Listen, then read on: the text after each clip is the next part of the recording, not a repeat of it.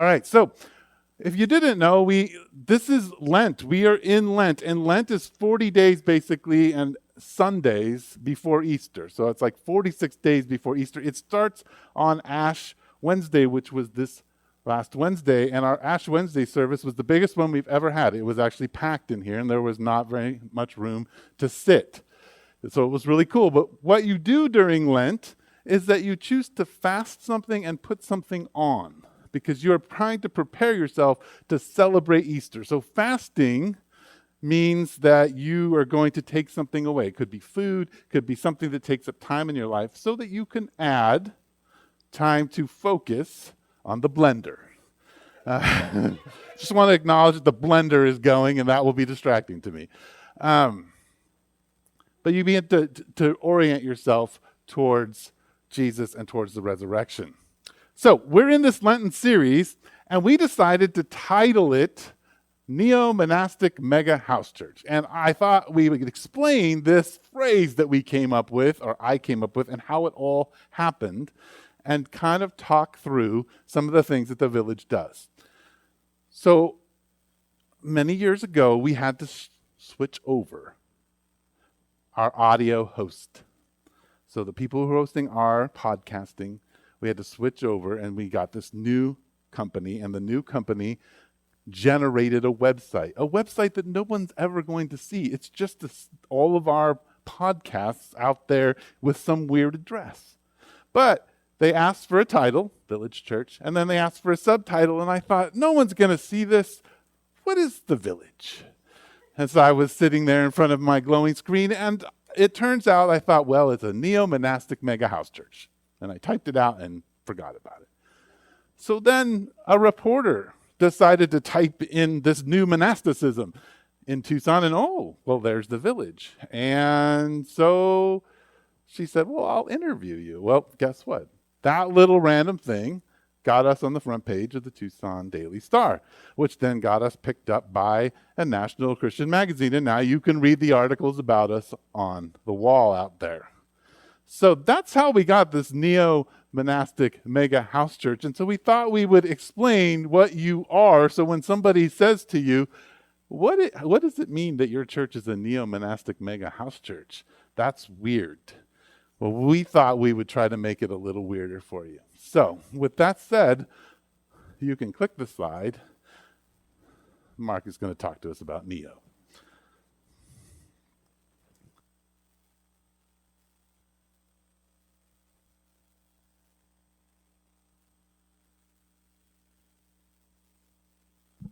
Yeah. Okay, there we go. All right.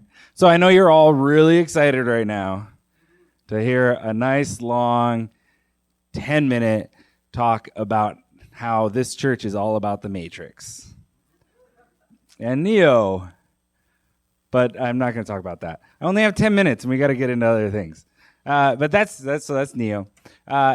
Neo means new, right? Neo means new, but Neo sounds cooler.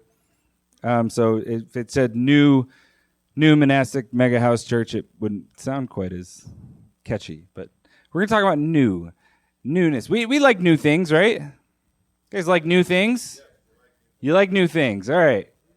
Yeah?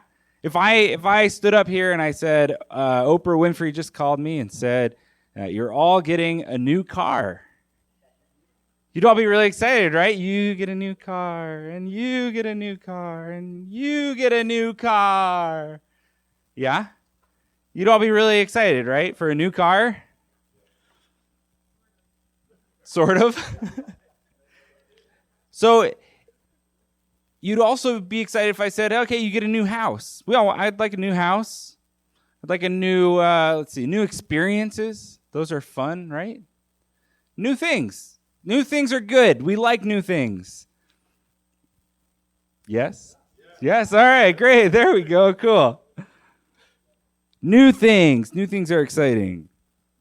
You know, in 2 Corinthians, we like new things as Christians too. So 2 Corinthians 5:17 says, if anyone is in Christ, he is a new creation. The old has gone, the new has come. That sounds fun.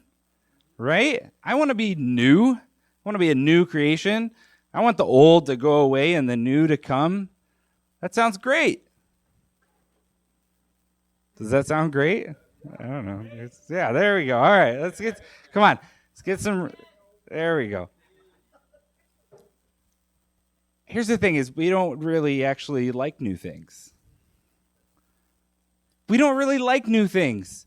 You don't want a new car. You just want your car to run right. You don't want a new house.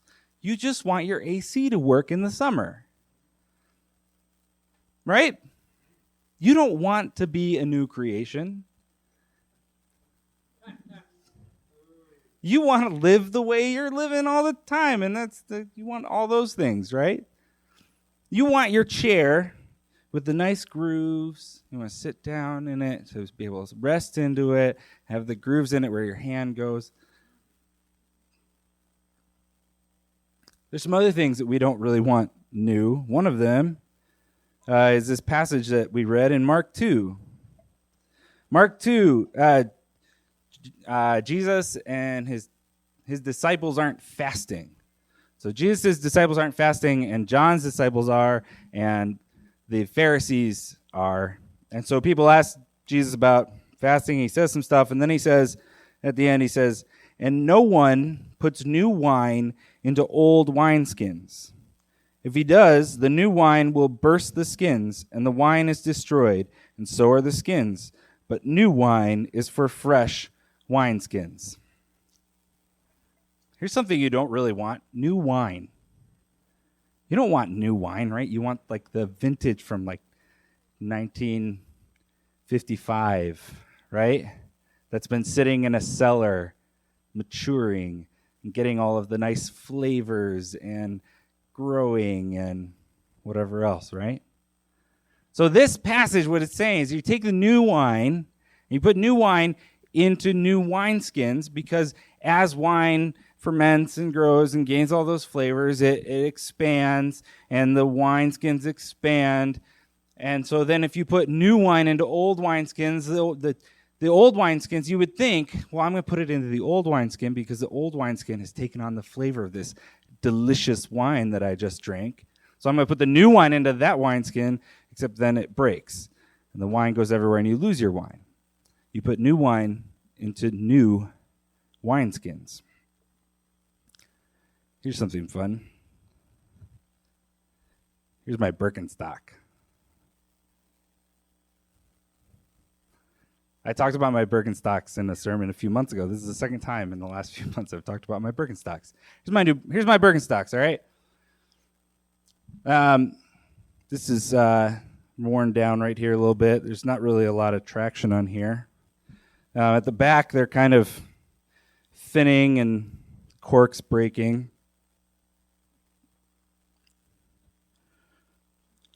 Who wants a new pair of Birkenstocks? You want a new pair of Birkenstocks? Come get them. Let's see if they fit your feet. No? You don't want my new Birkenstocks, mostly because they're not new. They've been formed to my feet. I don't want my new Birkenstocks. I want new Birkenstocks. These ones are old, but they feel really nice when I put them on. They fit my feet.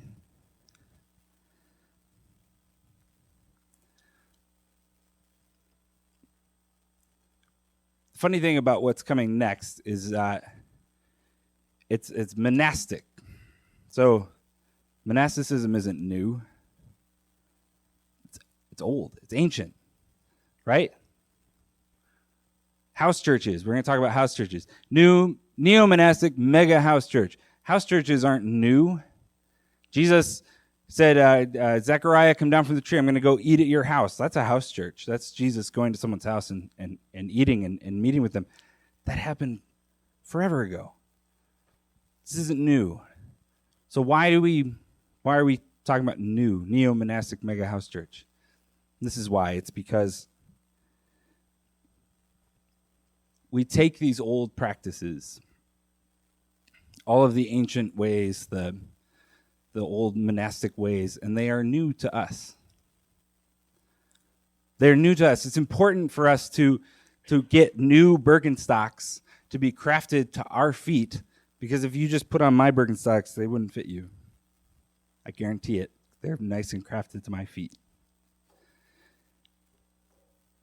When we grow together, when we interact, we learn to pray. We learn to eat together. We learn to engage one another. And all of these old practices become new to us. And so they are crafted and molded to us, and we are crafted and molded by them.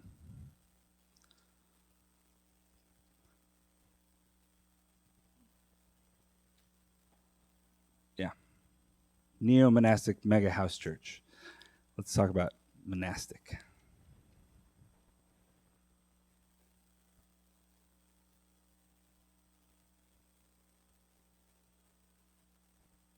So I don't know about you, but for me, for sure, I think the world is going crazy. Right? I Googled it. And when I Googled it, it told me the world was going crazy. Here's the thing, I was less convinced that the world was going crazy until I Googled it, read some articles where they gave me all the statistics about how the world was going crazy. But not only that, I started reading some articles that I looked at when I Googled, is the world going crazy, where people were trying to convince me that the world wasn't going crazy. And I thought it was going more crazy after I finished their articles because they were crazy. So, monastic, monasteries. These are words that we don't use very much, but maybe around the 1st or the 2nd century, people started making vows. And these vows were to go live in solitude and prayer and contemplation. This morning when I said contemplation, I said constipation instead.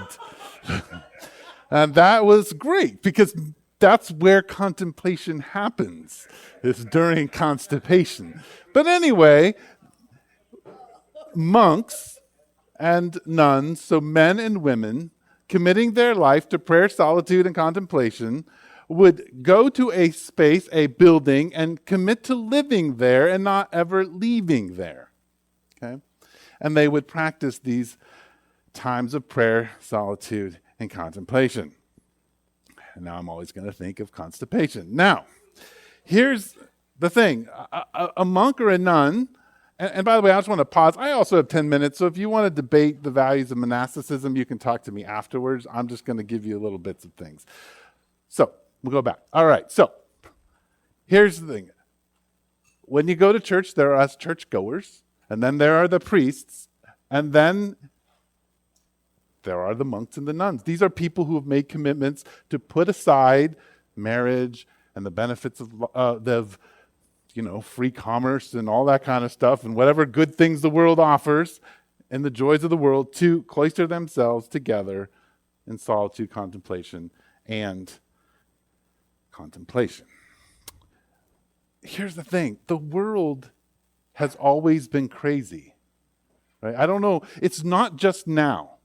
Now, here's the difference between, let's say, the 1st and 2nd century and on, when monasteries were happening, and now, is that when the barbarians were at your door, they didn't Instagram it.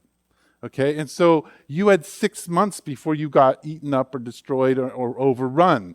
Now you know about every single danger, and you know about the statistics about every single danger. And so the difference now, the thing that's destabilizing to us that may not have been destabilizing to them, is that we all kind of feel like we're on a ship trying to get our footing, and the waves are moving up and down. So maybe we have some more internal anxiety and angst that other people didn't, but guess what? The world has constantly been in a destabilizing experience. And monasteries, for the first 1,500 years after Jesus ascended into heaven, provided a stabilizing force in community. Guess what the first orphanages were? Monasteries. Guess what the first retirement homes were? monasteries, right? If your parents wouldn't take care of you, then you became a monk when you were too old and couldn't take care of yourself, or a nun, right? The monastery was a retirement place. If you were running from the law for good or bad reasons, guess where you would go? To the monastery. If you were hungry, guess where you would go? The monastery. If you were traveling, certainly didn't want to stay in an inn because there were hardly any inns, so guess where you would stay? At the monastery. And they would feed you. And in fact, many monasteries had restaurants and inns themselves where people could eat. If you were sick, guess where you would go? The monastery. Guess who could read? The monks. Guess who preserved Western civilization by copying things and copying things and copying things and studying things? The monks. Right? Monasteries and the monastic movement help stabilize culture, help stabilize environments and small spaces. So we could break it down to two things that monasteries were basically doing that helped stabilize a community. Number one, monasteries offered a level of hospitality. And yes, this depended on what kind of order that monastery was, but they provided a level of hospitality to the community. That's number one. Number two, there was a consistent religious practice that you could observe and sometimes participate in. So there was a place that provided hospitality and consistent spiritual practice for you to observe and experience. That is a stabilizing force. So let me read you a modernized version of the Benedictine vow of stability so you can kind of get a sense of what people were committing to. It says, "We vow to remain all our life with our local community. We will live together, pray together, work together, relax together. We give up the temptation to move from place to place in search of an ideal situation. Ultimately, there is no escape from oneself. And the idea that things would be better someplace else is usually an illusion. And when interpersonal conflicts arise, we have a great incentive to work things out and to restore peace. This means learning to practice the practice of love, acknowledging one's own offensive behavior, giving up one's preferences, forgiving." Now, when I describe the village as a neo-monastic movement, nobody lives here in this building. Maybe some of you think, the kids think I live here. Many of them are pretty sure that this is where I live because unless they've gone to my house, and even when they're at my house, they're kind of confused as to where I actually live. But nobody lives here. And you can come and you can go. Many people have, right? So what are we talking about when we say this community is a new monastic thing? Well, I think new monasticism is all about relational commitment. Relational commitment. If you listen to the vow says that we live together, we pray together, we work together, we relax together, we commit to living together. Well, guess what? If you've seen after 20 years the patterns of the village, some of you have lived in this community, worshiped in this community, and done all those things for 20 years. Right? Some of you guys have been doing this for 20 years, and you're like, I'm still ready to do this.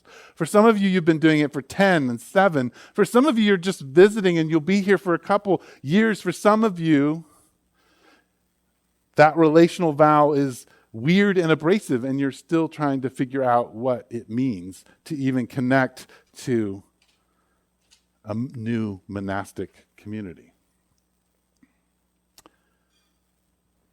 New monasticism has to do with relationship and a commitment in relationship to live life together. And I would argue that is something that stabilizes both a community and the surrounding community.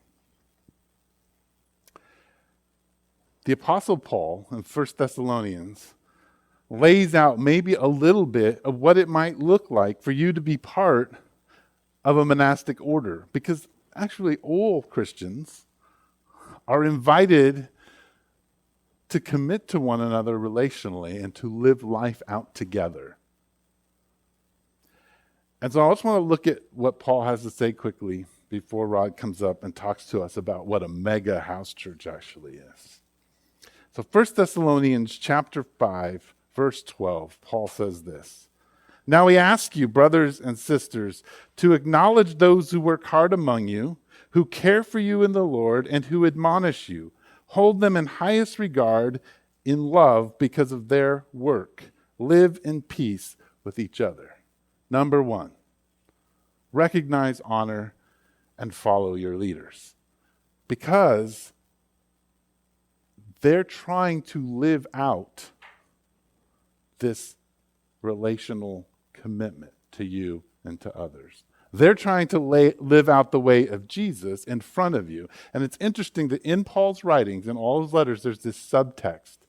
And that subtext always is, please, please don't make it hard for your leaders. Live in peace. It's a stressful job, right? It is. It's a stressful job. So he's asking, in a way, the first thing is for you to imitate your leaders in the way that they are committed to you.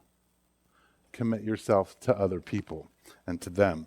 Live at peace. Then he gives some practical ways to live out life. He says, and we urge you, brothers and sisters, warn those who are idle and disruptive.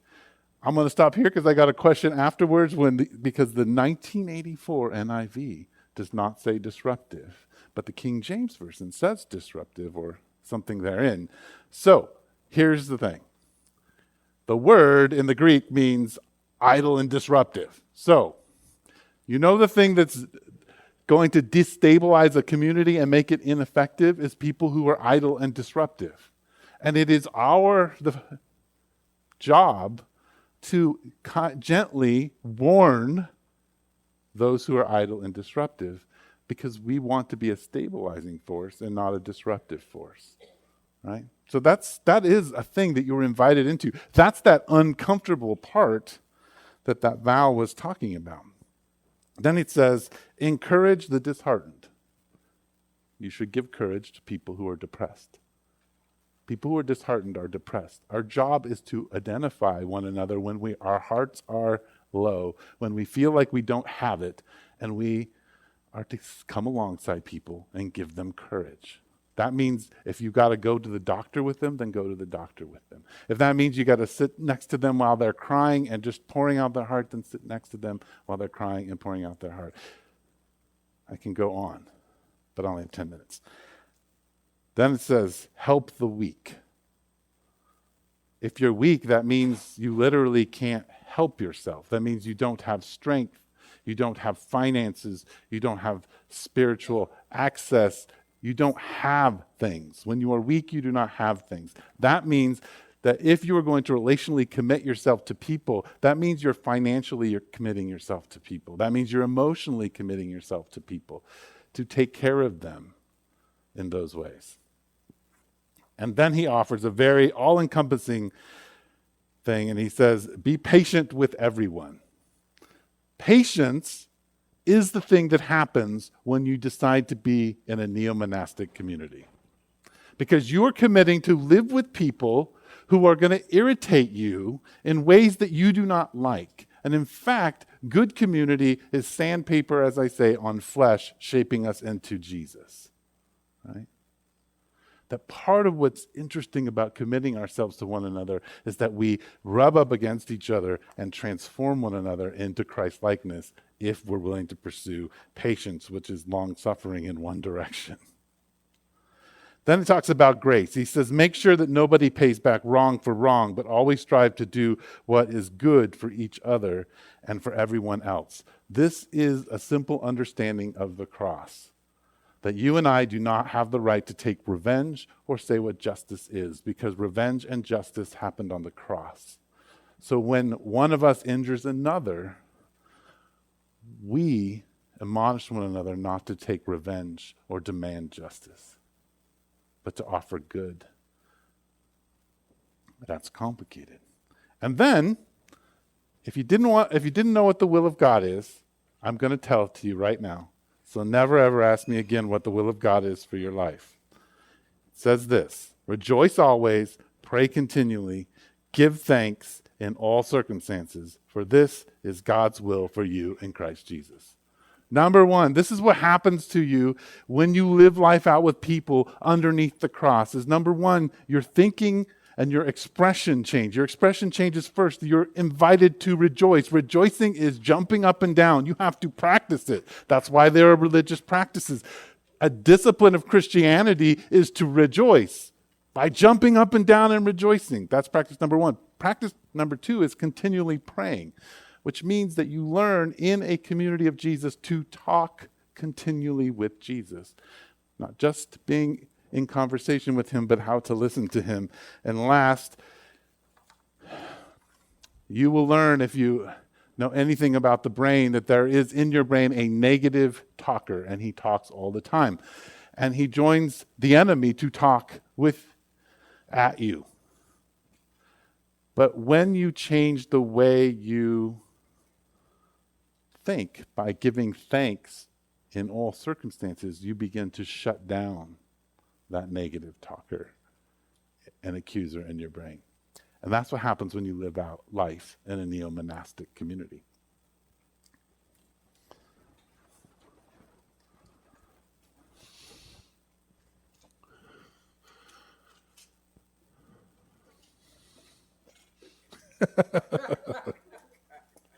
See, now you broke it. I was trying to bring it apart. Yeah, sure.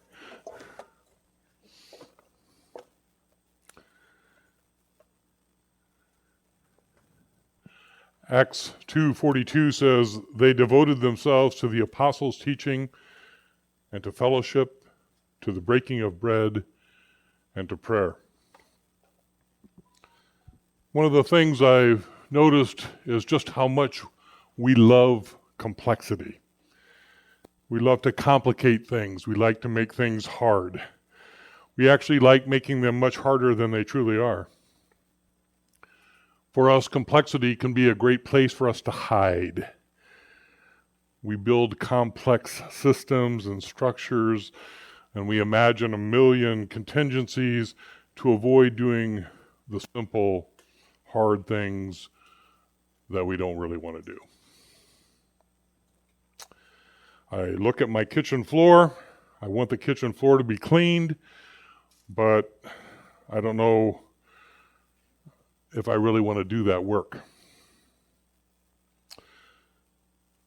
So instead, I go to Amazon and I look for good ways to clean floors, and they suggest that I do a Swiffer wet jet. So I look around for the best deal on a Swiffer wet jet, and then I have to compare on other sites because you don't want to buy crap from Amazon if you can avoid it. And then you find that there's something on eBay that's comparable, except it uses those old style pads and not the new style pads, and those are slightly more expensive, although you can find deals on them, so you have to go do that. And then there's that whole scouring thing, and you don't want it to damage your wooden floors, and there's different things for tile floors, and oh wait, my kitchen's and then do some more price comparison, and then eventually you order what you think is the best deal, and they give you a free 2-day delivery, but you really need it tomorrow because you got a friend coming from the Netherlands and you want to impress him that he might think that you actually have a clean house, when in fact we all know that that's not true. And so you really need it tomorrow, so you special order, pay a little extra, and then you wait for it to come. Or you could just grab a bucket of water and an old shirt and get down on your hands and knees and mop the floor. But it's a lot more fun for me to explain to my wife why the floor didn't get mopped if I can explain all these horrific things that I had to go through, these complex things that I had to do in order to mop the floor. And then she's sympathetic because she didn't want to mop the floor either, right? And so I think a lot of times we do that. The early church was really simple, very simple. And over the last 2,000 years, we've made it extremely complex. I wonder sometimes if we've done that to avoid doing the simple things that we really don't want to do. 3,000 people got baptized in one day. They joined the church in one day, 3,000 people. Peter preached an amazing sermon, apparently, where he told everybody that they killed Jesus, and then they were cut to the heart and sad about that, and they became Christians, and suddenly this emerging Christian church had to figure out how to assimilate 3,000 new people. It'd be like, this sermon that we're preaching tonight is so impressive, and somehow it goes out on the airwaves, and next week 3,000 people show up at the village, and it's parked for miles around, and people are wandering around going, I don't know, I heard about this, I'm cut to the heart, and I just want to join this thing, and what are we going to do, right? Now on that first, when that church first started out, there apparently was no emergency meeting to figure out what to do. The people simply gathered in homes, and they did 4 really simple things. They listened to the apostles' teachings, they hung out together, they ate together, and they prayed. They didn't develop a 7 steps to a deeper relationship with Jesus brochure complete with, graphics and a beautifully executed video series about the history of the law and the prophets, and then they had to build a complex entity with 1 million rules and a denominational structure focusing on church growth strategies. They didn't do any of that crap. They just did some simple things. Acts 2:42 says the people got together and they devoted themselves to these things. Devoted themselves. That word devoted is a really intense word. It's way more intense than sometimes we think, devoted. Like, this is a deep passion. This is all in. Basically means that they persisted and they kept on persisting and they kept on keeping on, and they didn't let anything disrupt them. They had a singular focus on what they were doing. They didn't get distracted by other things. They weren't ADD like me, going, a squirrel, and get distracted and run off and then build some complex system so that you could explain why church wasn't the way it was supposed to be because you have this better way. They were completely dedicated to some simple things. It says that they devoted themselves to the apostles' teaching. It means they listened to the apostles. The apostles were the ones that had walked with Jesus. They had been at his side. They had walked with him for his 3 years. They had been trained by Jesus himself. They read the scriptures. They studied them. They pursued a deeper understanding about what God has done. They didn't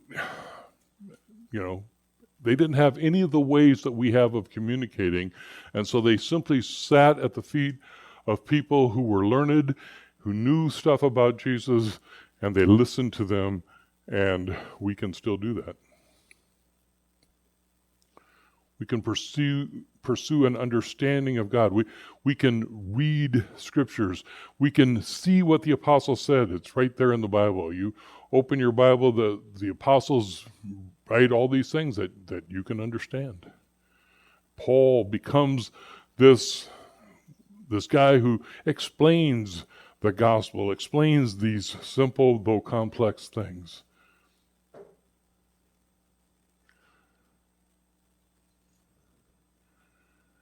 They devoted themselves to fellowship. Simply means they opened their homes to each other.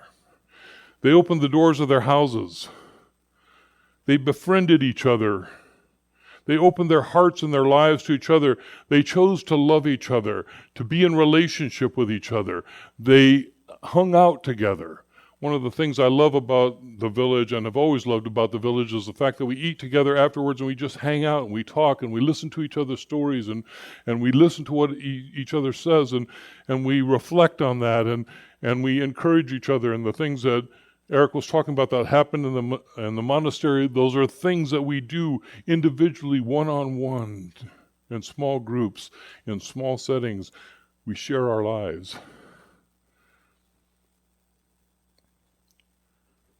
It's hard to do. It gets a little sticky. Some of us like to hide. We like to pretend that we're better than we really are. But they were devoted to it. They pursued it with intensity. They devoted themselves to breaking bread. I love this part, because we're not sure what they meant by that. Breaking bread had kind of three elements. The first is that you had bread. The bread was kind of hard, and so you broke it, and then you shared it with people around you, right? Like some of us are kind of hoarders, right? This is my bread. You can't have it. I earned it, right? Like we're kind of that way. I don't want to share. This is mine, and they had this thing called a love feast, and we're kind of vague about what those are as well. But the idea was that you took bread and you shared it, and you shared it with everyone. Anyone who was hungry came and they sat and they received the love of Jesus through just bread, just eating together. You had your bread and your meat and your vegetables. And so in your home, which by the way isn't a house like our houses, this is a house that contains servants and slaves and visitors and strangers and grandpa and grandma and cousins and nephews and nieces. Houses were a big thing. So when you invited someone in, you ate together. So you broke your bread. You didn't get all of it yourself. You got a piece of it, and somebody else got a piece of it, and you got a piece, and I'm sorry, Mark. Right? And so we all got a piece of bread. And then we celebrate, and this could also refer, and does refer, to the breaking of bread that happens when we do communion in a little while, right?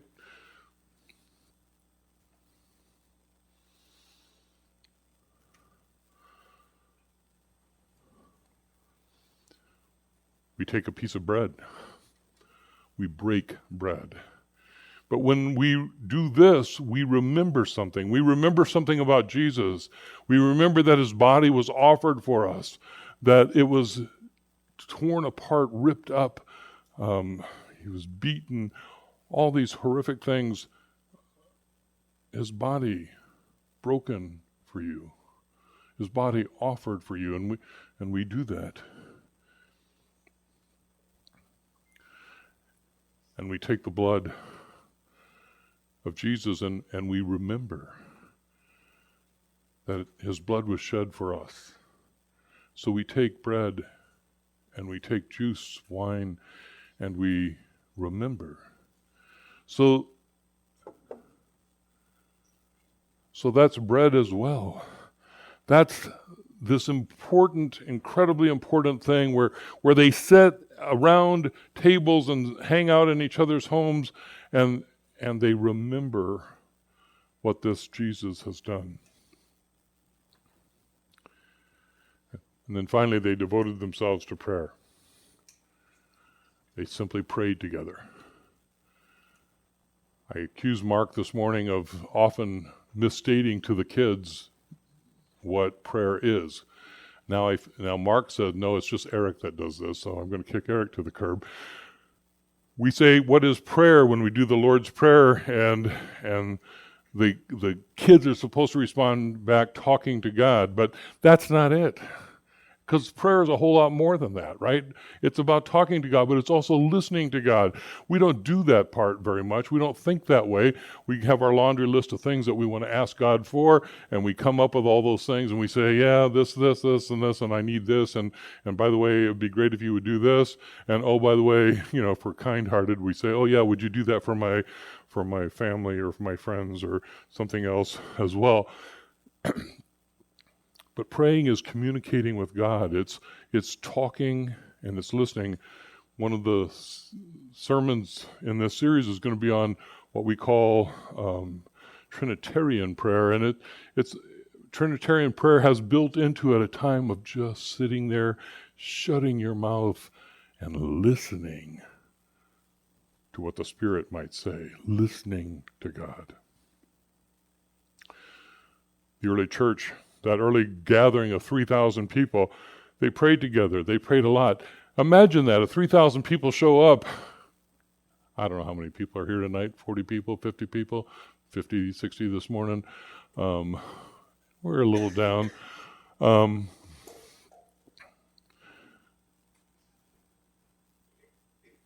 If 3,000 people showed up, somebody do the math, 150 into 3,000, that's, come on, Wayne. 20. So all of a sudden, can you take 20, 25 more people in your house? Hang out. You can sleep there, and you can sleep there, and you can sleep there, right? Like, it'd be crazy. But that's kind of what happened. There's this influx of people, and they're living life together in deep, intimate fellowship and relationship. They're devoted to prayer. They're breaking bread. Their fellowship. Living in a house together as a family is difficult. To become family, because that's in fact what they were. See, it's much easier for us to build systems that confront the realities of being together in intimate relationship.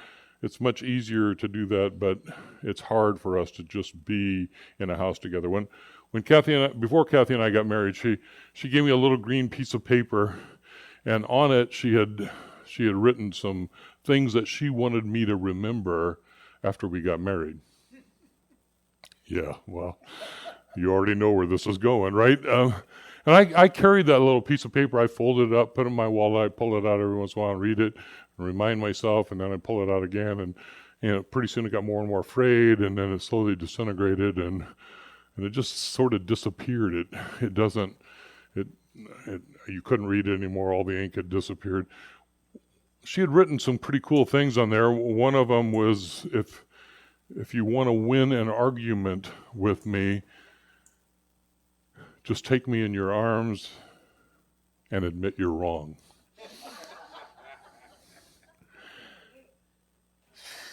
She also said, my dad always walks around in his underwear and he doesn't shave and he looks when he's at home and it's just annoying. So promise me that you won't be like that. But I tell you, if you come to my house and ring the doorbell, there's going to be a pause because I got to go find pants, right? And there's going to be a long pause, and I got to go, and I'm kind of half. I mean, I'll be unshaven. Well, goes with it's hard, right? Like I wanted to keep those things, but that's what happens when we live in close community. We rub up against each other and we see the ugliness, right? Like, I know you didn't want that picture in your head but you're stuck with it, right? Because that's how it is. We're not perfect. We're all screwed up and messed up. We all have our idiosyncrasies and our issues. Frankly, my wife is no piece of cake when it comes to how she dresses and looks. She's not putting up makeup in the morning just to please me, right? It's like only because she goes to work. If it's Saturday morning and she doesn't have to go to work, she's not picking on any makeup. That's the deal, right? We push up against each other. It's hard. A mega house church. That's what we are. You may have noticed that mega was not on there, and there's a reason for that, because I wanted to just say a few words about a neo-monastic mega house church first. One is, this is how you know you're part of one, because there are communities like the Seneca House Annex, the Compound. You start hearing these words, and then you have to find out. See, this is the secret menu. You have to find out, the Compound, that's where the McConnells live, and they bought a house, and now they move people into that house, and They live in community. Oh, the McConnell neighborhood. Well, that's where a whole bunch of people moved in. Well, what's the Seneca House Annex? Well, that's where people live on the same street as Seneca. Or what's the Seneca House? It's where people have lived together in community for 20 years. And we could go on and on. These are some ways you know you're part of a neo-monastic mega house church, is their weird menus that you know.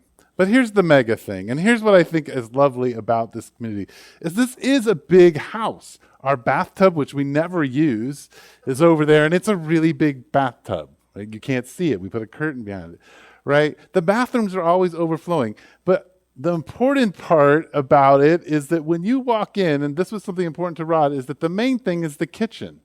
And you get to have really good smells, or like last week in the morning, because the monks have not cleaned the stoves. When Jill, who'd never cooked before, decided to turn on the stoves to cook some stuff in them, she filled the whole church up with smoke. It wasn't her fault, but when people came to church, guess what they got? Smoke. Because they got to come to the mega house church. That's beautiful. There's something special about coming into a home, sitting down and eating together, praying, learning about Jesus, bearing one another's burdens. That's powerful. I want to give you one little picture that kind of illustrates it, and it reminded me, well, Rod's little hoarding of the bread reminded me of this. I have been working really hard to make sourdough bread, and so I have these well-cultured starters that you have to have very sour bread, and I like really sourdough bread. So I made some on Friday night, and it took like 2 days to get it, because I let it really ferment, my actual dough. I made it. Well, my daughter had our little D&D group, which is a bunch of villagers there, and it had just cooked, and so I said, I'll give them some. So I cut it up, and I stuck it right in the middle of all of them, and I thought, I'll come back to get a piece of this bread. 5 minutes later, I came back to my well-crafted sourdough bread to be completely gone. Like 6 people ate my bread.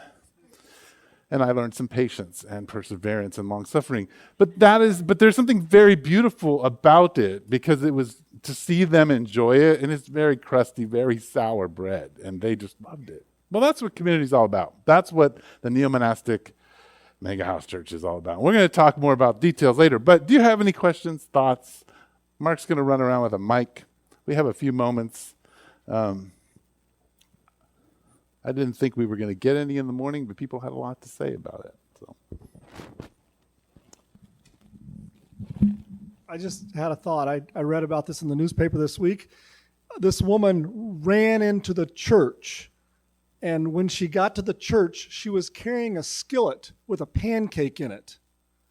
And they honor this in England for the last 600 years, and they have this mad dash with all these kids running around with skillets. But the world has not been crazy just recently.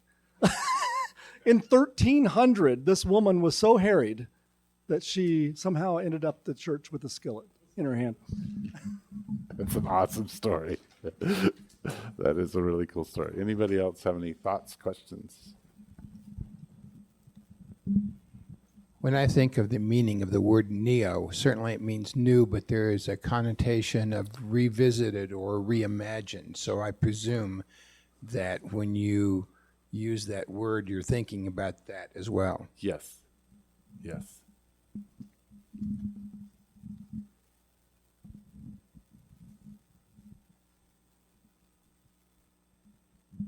Recently, David and I were talking about our kids and their future. I don't even remember like exactly where we were, but he looked at me and he said, well, we're like, I think we were talking about transitions for like schools and middle school and high school, and how I'm always like thinking like, I'm so glad we got them rooted in their school that they are with now, because then they'll be with their peers and blah, blah, blah, blah, blah.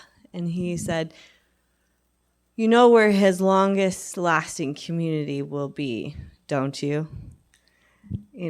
Obviously implying here with all of you. And it was like this obvious moment, but also this like profound moment of like, oh yeah, like this is where we're rooted. And when I think of the future, like I can know that, you will be here.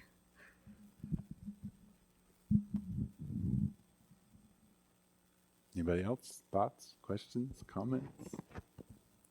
Michael would like to say something. The man at the soundboard wishes to speak, to make sound. I don't know if we've talked about this in a while, but this used to be something. Yeah, it used to be something that we talked about a little bit more, was because when we were all college students, how transient we were. Yes. And there were some statistics that you used to toss out about Tucson. What? Sure, maybe- and I tossed them out in this morning service Yeah, because yeah. somebody asked me the same question. Yeah. So let me toss those statistics out. And here's why they're important. So when I started doing this in the late 90s, I was mentored by a pastor who was a pretty good church planter. And when he came to Tucson, he said, normally when you plant a church, you don't want a building. But in Tucson, you want a building because it's so transient. The average stay in Tucson is 3 to 4 years if you're not a native.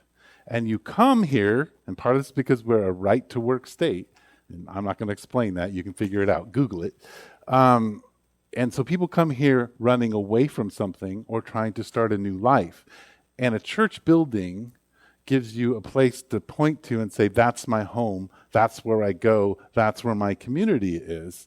And that's really important in a transient community. But here's the other thing about Tucson is that including the Catholic community, if we were on a Sunday to take all of Tucson and try to get them into a church building, only 10 to 15% of us could be in the church buildings because there's just not enough room for us. There's not many churches. Where in contrast to Cleveland, Tennessee, where my little brother is, if everybody went to church in Cleveland, Tennessee, each church would have 10 people in it because there are just so many churches there, right? Because this is the South. So there's a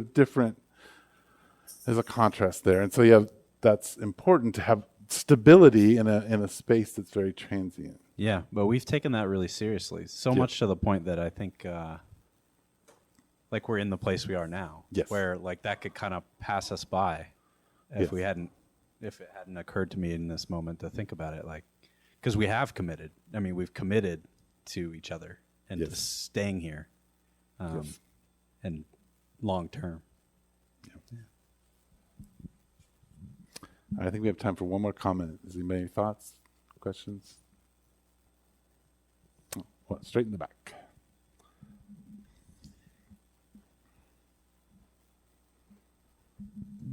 Not really a question, just a comment. This is my first time in a neo-monastic mega house church. And, well, thank you for having me here, and I find it very interesting. You're welcome. All right. Well, welcome, and we will hope to sit around a table and eat with you. I'm going to pray, and then we're going to spend some time worshiping God or responding to God's word. So let's pray.